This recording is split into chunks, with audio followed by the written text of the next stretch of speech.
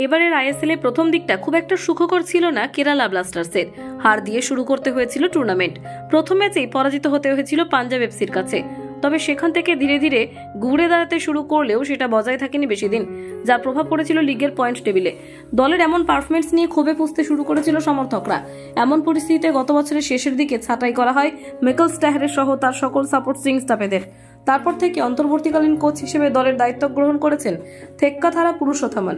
এই কোচের তত্ত্বাবধানে ধীরে ধীরে নিজের পুরনো ছন্দে ফিরতে শুরু করে কেরালা।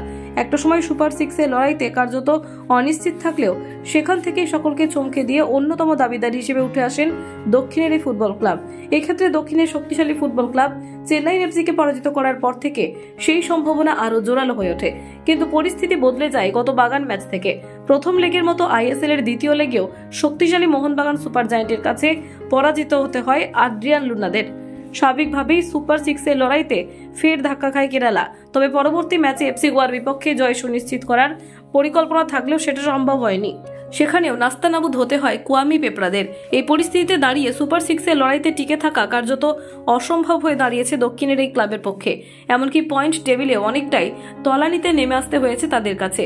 সেই নিয়ে যথেষ্ট হতাশ সমর্থকরা। তবে সেই হতাশা কাটিয়ে এখন থেকে নতুন মরশুমের জন্য পরিকল্পনা সেরে ফেলেছে কেরালা ব্লাস্টার্স। সেই অনুযায়ী আগামী জুলাই মাসের প্রথম সপ্তাহেই প্রি সিজন শুরু করতে বিদেশ যাচ্ছে কেরালা দল। যতদূর খবর, সেক্ষেত্রে পরবর্তী একটি মাস ইউরোপের একাধিক শক্তিশালী ফুটবল ক্লাবের সঙ্গে প্রস্তুতি ম্যাচ খেলবে আইএসএল এর ফুটবল ক্লাব। সেক্ষেত্রে সব ঠিকঠাক থাকলে আগামী কয়েক মাসের মধ্যেই দলের নতুন ফুটবলারদের পাশাপাশি চুক্তি বৃদ্ধি করা খেলোয়াড়দের নাম ঘোষণা করবে ম্যানেজমেন্ট। সেদিকে এখন নজর সমর্থকদের। কলকাতা 24/7.in।